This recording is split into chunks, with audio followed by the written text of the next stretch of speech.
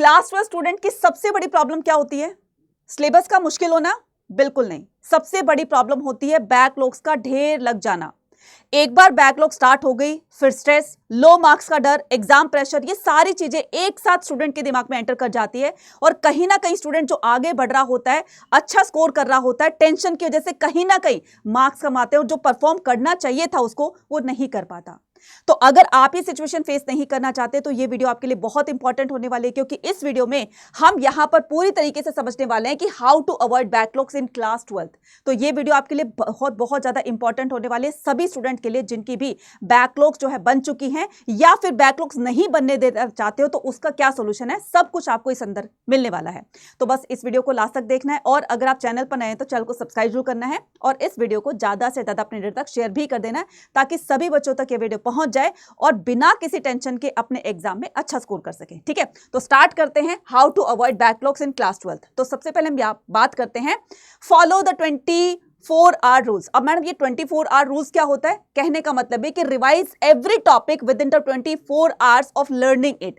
जो भी आपने सीखा आज, ठीक है, तो 24 घंटे के अंदर अंदर जो भी कुछ आपने पढ़ा, जो भी कुछ सीखा, उसको आपने रिवाइज करना है। ठीक है, तो कहने का मतलब ये, इससे बेनिफिट क्या होगा बच्चा? इससे बेनिफिट ये होगा आपका कि आपका जो रिटेंशन पावर है वो और ज्यादा बेटर हो जाएगी, और ज्यादा अच्छी हो जाएगी, तो आप उस चीज को लॉन्ग टर्म तक रिटेन रख सकोगे। ठीक है, उसके बाद में यहाँ पर स्ट्रॉन्गर कंसेप्ट, ठीक है, तो अगर आपने इसको 24 आवर्स के अंदर अंदर रिवाइज किया तो आपके जो कॉन्सेप्ट्स है वो और ज्यादा स्ट्रॉन्ग हो जाएंगे और अच्छे से अंडरस्टैंड करके उसको मजबूत बना सकते हो, तो वो भी लॉन्ग टर्म तक रिटेन रह सकते हैं। और no accumulation of the unfinished work, यानी कि आपको टेंशन भी नहीं रहेगी कि यार मेरा ये काम रह गया है, वो काम रह गया है, तो उसको टाइम टू टाइम आप जब कर लोगे विद इन 24 आवर्स तो ये सारे के सारी चीजें आपको बेनिफिट्स देने वाली है। ठीक है, ये तो बात हो गई वन। उसके बाद में सेकेंड पॉइंट पर बढ़ते हैं जो कि है हमारा keep 1 hour daily for revision. 1 घंटा देना है यार अपने आप को, 1 घंटा, बैकलॉग्स नहीं होने देनी है, उसके लिए 1 घंटा देना है। 1 घंटा कैसे देना है मैम? 30 मिनट्स में 2 पार्ट में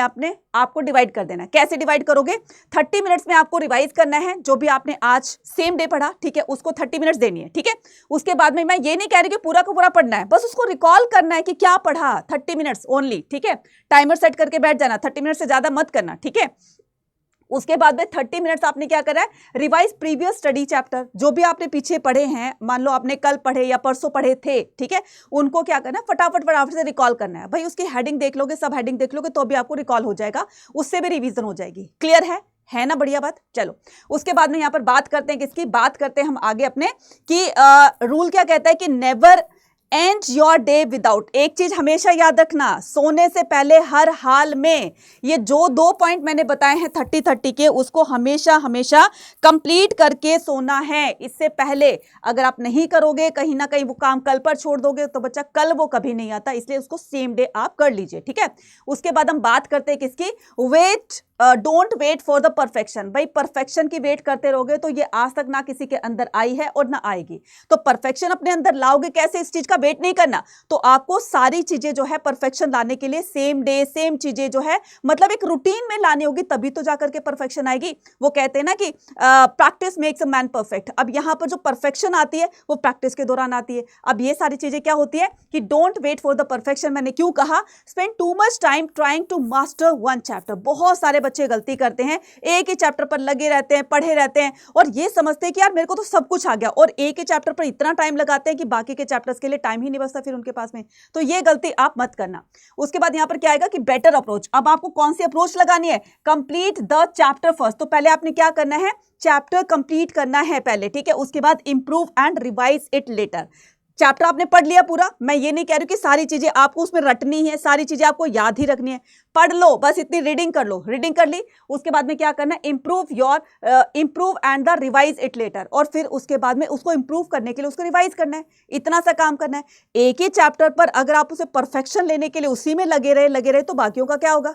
इसलिए एक बार चैप्टर को पढ़ो, फिर उसको जब रिवाइज करते हो तो उसकी हेडिंग, सब हेडिंग, ठीक है, थोड़ा मोटा मोटा सा देख लो, उसी से सारी चीजें आपको रिकॉल हो जाएंगी। ठीक है, उसके बाद हम बात करते हैं किसकी? यहां पर नोट क्या करना है कि progress is better than perfection. बिल्कुल सही कहा आपने, जो प्रोग्रेस होती है ना बच्चा, ये परफेक्शन से ज्यादा बेटर होती है, क्योंकि प्रोग्रेस से ही परफेक्शन आती है। ठीक है, ये जो परफेक्शन है इसका जो की पॉइंट है वो है प्रोग्रेस, यानी कि डे बाय डे जो आपने अपने अंदर इंप्रूव किया वही इंप्रूवमेंट आपकी परफेक्शन की तरफ आपको लेकर जाती है। ठीक है, उसके बाद हम बात करते हैं have a weekly backlogs clearing day. अब यहाँ पर have a weekly backlogs clearing a day, तो यहाँ पर जो भी आपके बैकलॉग्स रह गए हैं, ठीक है, अब यहाँ पर उसका एक और सॉल्यूशन मैं आपको बताने वाली हूँ। जैसे कि choose one day usually Sunday. अब आपको यहाँ पर देखो क्या राइमिंग बन गया, choose one day usually Sunday, है ना, राइमिंग बन गई ना। चलो तो यहाँ पर क्या करना है, चलो ठीक है, आपको मंडे से लेकर सैटरडे तक टाइम नहीं मिला तो बस एक डे चूज कर लो और वो संडे, क्योंकि संडे को ना तो आपको कहीं जाना होता है, स्कूल जाना होता है, ना ही हो सकता है कि आपकी ट्यूशंस की भी छुट्टी हो सकता है आप कहीं बाहर ना जा रहे हो, घर पर ही हो, तो इस संडे को अच्छे से यूटिलाइज करना है, अपनी पढ़ाई को देना है, ठीक है। एक थोड़ा सा मेहनत कर लोगे तो आपके मार्क्स अच्छे आ जाएंगे, बोर्ड एग्जाम अच्छा निकल जाएगा, बाकी जो भी एग्जाम दोगे उसमें। तो बच्चा देखो स्ट्रगल करोगे तभी जा करके आप अपने मंजिल को अचीव कर पाओगे ना। तो यहाँ पर क्या करना है, choose one day usually Sunday, ठीक है। तो कंप्लीट पेंडिंग नोट्स, तो संडे को क्या करना है आपने, जो भी आपके पेंडिंग नोट्स रह गए उसको कंप्लीट कर लो कि भाई ये नोट्स बनाने रह गए थे, ये टॉपिक पढ़ तो लिया था मैंने लेकिन इसके नोट्स मैं नहीं बना पाई, ठीक है। तो उस टॉपिक को पढ़ते टाइम उसके नोट्स बना लीजिए। उसके बाद में रिवाइज वीक टॉपिक, उसके बाद यहाँ पर संडे को और क्या करना है, रिवाइज वीक टॉपिक। आपको पता है कि यार ये टॉपिक जो है मेरा स्कूल में या ऑनलाइन में पढ़ी थी या फिर ट्यूशन में पढ़ी थी, मेरा ये टॉपिक जो है अच्छे से मुझे क्लियर नहीं हुआ, तो संडे को वो काम कर लीजिए, ठीक है। उसके बाद में क्या करना है, प्रैक्टिस एमसीक्यूज एंड क्वेश्चन। तो यहाँ पर ये दोनों चीजें करने के बाद थोड़े से क्वेश्चन की प्रैक्टिस भी कर लीजिए, ठीक है, जिससे क्या होगा आपको चैप्टर भी रिकॉल हो जाएगा, किस क्वेश्चन को किस अप्रोच के साथ में हमें सॉल्व करना है ये भी आइडिया लग जाएगा, ठीक है। उसके बाद में हम बात करते हैं किसकी, बात करते हैं हम this prevent small backlogs from the becoming huge problem. तो ये संडे वाली जो आपने जो टेक्निक्स अपनाई है ना कि ठीक है मंडे से लेकर के सैटरडे हमारा टाइम नहीं मिला तो संडे हमें मिला है, तो इसमें सारे के सारे जो भी आपकी थोड़ी बहुत छुट्टी पुट्टी से रह गई हैं, बैकलॉग्स हो गई है, आप उसको कवर कर लीजिए। क्लियर है, चलिए। उसके बाद अगर सेम डे कर लोगे तो ज़्यादा अच्छा रहेगा, ठीक है, फिर भी नहीं होता है तो संडे पकड़ लो।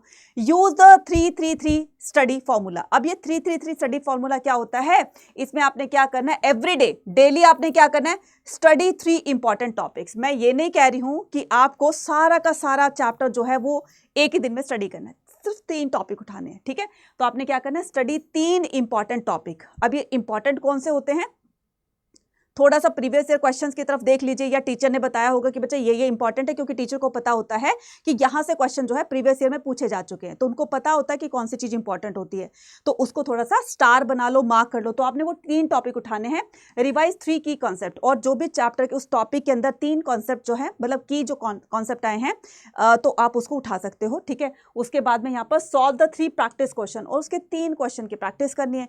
एक टॉपिक के अंदर आपने क्या करना है, एक टॉपिक के अंदर मान लो आपने 3 क्वेश्चन उठा लिए, दूसरे टॉपिक के 3 क्वेश्चन, तीसरे टॉपिक के 3 क्वेश्चन, तो भाई आपके इससे 6 क्वेश्चन सॉल्व हो रहे हैं, 6 क्वेश्चन सॉल्व हो रहे हैं, ठीक है। तो ये तो बहुत ही सिंपल है। तो 3-3-3 का मतलब है कि आपने 3 इंपॉर्टेंट टॉपिक उठाने, 3 की कॉन्सेप्ट उठाने जो कि बहुत बहुत ज्यादा इंपॉर्टेंट है। जैसे हिस्ट्री में आपने कोई टाइमलाइन उठा ली, पॉलिटिकल साइंस में कोई टाइमलाइन उठा ली, या फिर आपकी ज्योग्राफी के अंदर जो चीज इंपॉर्टेंट होती है आपने उसको उठा लिया। तो बस 3 चीजें आपने उठानी है। उसके बाद में सॉल्व 3 प्रैक्टिस क्वेश्चन, 3 अपने क्वेश्चन की प्रैक्टिस करनी है, ठीक है। उसके बाद आपने क्या करना है, this keeps your preparation consist and manageable. तो यहाँ पर कंसिस्टेंट भी देखा मतलब आप कंसिस्टेंट भी हो जाओगे और साथ में आप चीजों को मैनेज भी कर पाओगे, ठीक है। उसके बाद में यहाँ पर make a realistic time table. मैं ये नहीं कह रही हूँ कि मेरा बनाया हुआ टाइम टेबल आप फॉलो करो या पेरेंट्स का बनाया हुआ टाइम टेबल फॉलो, आप अपनी तरफ से बना लिए जब भी टाइम लगता है। मैं ये नहीं कह रही कि पर्टिकुलर टाइम टेबल जो है उसी पर आपको स्टिक रहना है, स्टिक रहोगे तो बहुत अच्छी बात है। कभी ऐसा भी होता है कि कोई चीज मिस हो जाती है, आप लेट हो जाते हो, ठीक है, लेकिन आपने क्या करना है, सेम डे उन चीजों को क्लियर करना है, ठीक है। तो यहाँ पर make a realistic time table, तो वो रियलिस्टिक टाइम टेबल बनाओ जिसको आप फॉलो कर सकते हो, ठीक है। अब यहाँ पर avoid the unrealistic plan like a study 12 to 14 hours daily. अब यहाँ पर बच्चे बहुत सारे ऐसे करते हैं कि छुट्टियों के टाइम ना मतलब जो पढ़ाकू टाइप के होते हैं, ठीक है, 8-8, 10-10 घंटे, 12-12 घंटे, 14-14 घंटे जो पढ़ने में लग जाते हैं। भाई उस पढ़ने का क्या काम, आप चाहे थोड़ा पढ़ो, आप 2 घंटे पढ़ो, 3 घंटे पढ़ो, लेकिन वो फोकस्ड होकर पढ़ो तो ही आपको चीजें बेटर मिलेंगी, अदरवाइज तो पढ़ने का कोई फायदा नहीं है। तो avoid the unrealistic plans like the studying. तो यहाँ पर वो अनरियलिस्टिक प्लान जो है कि आप, ठीक है, आपने 1 घंटा पढ़ा और आप 2 घंटे के लिए बाहर चले गए, फिर आपने आधा घंटा पढ़ा, फिर 1 घंटे के लिए बाहर चले गए, तो इससे आपका 12 to 14 आवर्स जो है वो तो निकल गए। तो ऐसा टाइम टेबल बनाओ जो कि आपके लिए बेटर हो, जो आप उसको फॉलो कर सको, ठीक है। तो उसके बाद में यहाँ पर instead of this focus on the consistency. तो आप 8-10 घंटे पढ़ने के बजाय आपको फोकस करना है किस पर, focus on the consistency, daily पढ़ो, थोड़ा पढ़ो चाहे, है ना। तो study the 4 to 6 quality hours daily, तो आपको 4 से जो भी आपको कन्वीनियंट लग रहा है 3 से 4 घंटे आप पढ़ो, ठीक है, लेकिन डेली अपने आप को थोड़ा थोड़ा पढ़ने के लिए टाइम निकालो अपने लिए। यहाँ पर टेक अ शॉर्ट ब्रेक, और थोड़े थोड़े टाइम टू स्टॉप, जो छोटे छोटे ब्रेक्स आप लेते रहिए कि आपने 1 घंटे में, ठीक है, 50 मिनट्स आपने स्टडी कर ली तो 10 मिनट्स आपने थोड़ा सा वहीं पर अपना घूम फिर ले, थोड़ा सा अपने आप को री एनर्जाइज कर सकते हो, थोड़ा सा रिफ्रेश कर सकते हो, ठीक है।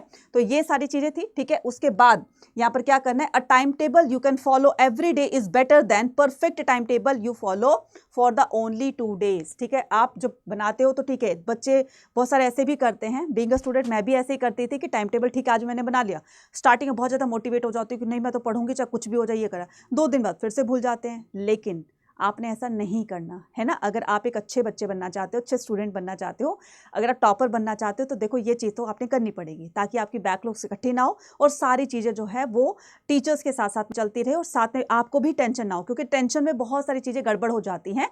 तो बिना किसी टेंशन के जब आप एग्जाम में जाओगे तो डेफिनेटली आपका एग्जाम अच्छा होगा और उससे स्कोर भी अच्छा आएगा। तो ये सारी चीज़ें थी जो आप अपना कर सकते हो। और इसका अगर मैं वन स्टॉप सोल्यूशन बताऊंगी, ठीक है, तो उसको लेकर के और भी बल्ले बल्ले हो सकती है। Complete school work on time, तो आपको स्कूल वर्क भी कंप्लीट करना है, finish assignment regularly, keep notes updated और आस्क आउट इमीडिएटली। तो ये आपको स्कूल के लिए है, ठीक है। तो अपना जो भी होमवर्क मिला है उसको रेगुलर करते रहो, ठीक है, इससे भी आपको हेल्प मिलेगी। कीप नोट्स अपडेटेड, जो भी आपने कल जो नोट्स बनाए थे उस चैप्टर के, वो चैप्टर आधा रह गया था, फिर आज मैम ने उसको आधा पढ़ा दिया, ठीक है, तो फिर उसको उसी में अपडेट कर लेना है सेम डे। उसके बाद में यहाँ पर जो भी आपको डाउट रहते हैं तो टीचर से आप सेम डे उसको क्या कर सकते हो, क्लियर भी कर सकते हो। तो ये चीज़ें हैं जो आपको, इसका वन स्टॉप सोल्यूशन में अगर मैं बताऊं तो इसका वन स्टॉप सोल्यूशन ये है आपके पास। तो इसको जो है यहाँ पर आरंभ 3.0 जो कि आपकी CUET प्लस आपके क्लास 12 बोर्ड एग्जाम के लिए है और ये सिर्फ क्लास 12 के लिए है। तो अगर आप इनमें एनरोल करते हो तो वो सारी चीज़ें जो भी मैंने आपको बताई, ना तो आपकी बैकलॉग्स इकट्ठी होंगी, टीचर्स के साथ साथ में चलते रहोगे, क्वेश्चन आंसर भी करते रहोगे, सेम डे जो है अपने डाउट्स भी क्लियर करते रहोगे, और एक कंसिस्टेंसी जो बनी रहती है वो भी बहुत बहुत ज्यादा आपको फायदा देती है। ये सारी चीजें आपकी इनके अंदर हो रही है। आरंभ ये आपका 3.0 है या फिर आधार बैच है, आप इसको एनरोल कर सकते हो। और अगर ऐसे बैचेस आप पूरे साल पढ़ना चाहते हैं इन बैचेस के अंदर, तो आप महापैक में एनरोल कर सकते हो। ऐसे बैचेस महापैक वालों को फ्री ऑफ कॉस्ट मिलेंगे। एक बार महापैक में एनरोल करना है, उसके बाद पूरा साल बोर्ड एग्जाम की, CUET की टेंशन बिल्कुल खत्म, पूरा का पूरा स्टडी मटेरियल भी मिलेगा, साथ में आपको एक नहीं दो नहीं पूरी की पूरी 14 बुक्स मिलेगी, जिसमें आपको GAT लैंग्वेज CUET के लिए भी आपको साथ साथ प्रिपेयर करवाते जाएंगे। तो यहाँ पर class 12 board exam plus CUET दोनों एग्जाम की तैयारी एक साथ करते चलोगे तो टेंशन नहीं रहेगी। तो यहाँ पर CUET का एग्जाम जो है लाखों बच्चे देते हैं, बहुत ज्यादा टेंशन होती है कि मैं अपने आप को कैसे आगे बढ़ाऊं, कैसे मैं अच्छा स्कोर कर सकता हूं। तो उसका सिर्फ और सिर्फ एक रास्ता है और वो है ये महापैक, ठीक है। तो ज्योग्राफी का हो, इंग्लिश का हो, ठीक है, किसी का भी है, पॉलिटिकल साइंस का हो, तो यहाँ पर वो सारी की चीजें आपको कहां पर मिलने वाली है, वो मिलने वाली है आपको अड्डा 24/7 की ऐप पर। तो सबसे पहले आपने क्या करना है, अड्डा 24/7 जो है अपने गूगल पर सर्च करना है, ठीक है। जो एंड्रॉइड फोन वाले हैं, वो जो आईफोन वाले हैं, तो एंड्रॉइड फोन से क्या करोगे, यहाँ पर अड्डा 24/7 टाइप करोगे। जैसे आप टाइप किया तो यहाँ पर फर्स्ट ऑप्शन में आएगा। देन उसके बाद में यहाँ पर करना है ऑल कोर्सेज पर जाना है, UG PG एंट्रेंस एग्जाम पे क्लिक करना है। फिर आपका ह्यूमैनिटीज है, कॉमर्स है, साइंस है, जो भी आपके अदर स्ट्रीम से स्टूडेंट है आप उनको भी सजेस्ट कर सकते हो कि अपनी स्ट्रीम को सिलेक्ट करने के बाद फिर यहाँ पर हम आ गए किस पर, यहाँ पर आ गए हम यहाँ पर, ठीक है। अब ये है महापैक, ठीक है। ये महापैक प्रो जो है CUET और आपके बोर्ड एग्जाम दोनों के लिए, ये भी महापैक है। इसके अंदर आपको प्रिंटेड बुक आपके घर पहुंचा दी जाएगी और यहाँ पर आपको यहाँ पर फिजिकल बुक और यहाँ पर प्रिंटेड बुक, ठीक है। और ये आरंभ 3.0 है, ये भी आपके CUET प्लस अपने बोर्ड एग्जाम के लिए लाइव बैचेस है और ये भी आपका लाइव बैचेस है, ठीक है। तो यहाँ पर जो बच्चे सिर्फ और सिर्फ क्लास 12 की तैयारी करना चाहते हैं तो उसके लिए ये आधार बैच है, ठीक है। मात्र कितने का है, ये देखो इतने का है, ठीक है। बच्चा इतने जो साल भर की फीस है ये इतनी सी है, ठीक है। तो आप क्या करोगे, इसमें एनरोल कर सकते हो, बाकी आपकी मर्जी है। महापैक में एनरोल करो, 3.0 के अंदर एनरोल करो, वो आपकी मर्जी है। ये सिर्फ क्लास 12 का है, तो जाकर के इसमें एनरोल कर सकते हो और कल से अपनी तैयारी हमारे साथ स्टार्ट कर सकते हो, जिससे कि आपकी सारी की सारी प्रॉब्लम जो है या फिर जितने भी मैंने पॉइंट्स बताए वो सारे के सारे उसका वन स्टॉप सॉल्यूशन आपको यहाँ पर मिल रहा है, ठीक है। और कैसे लगी ये वीडियो मुझे कमेंट सेक्शन में लिखकर बताइएगा। और भी किसी तरह का कोई भी डाउट होता है तो कमेंट सेक्शन में लिखकर वो भी हमसे पूछ सकते हैं। मेरा टेलीग्राम चैनल ज्वाइन कर सकते हैं, history by Anita ma'am, CUET अड्डा 24/7, ठीक है। Thank you.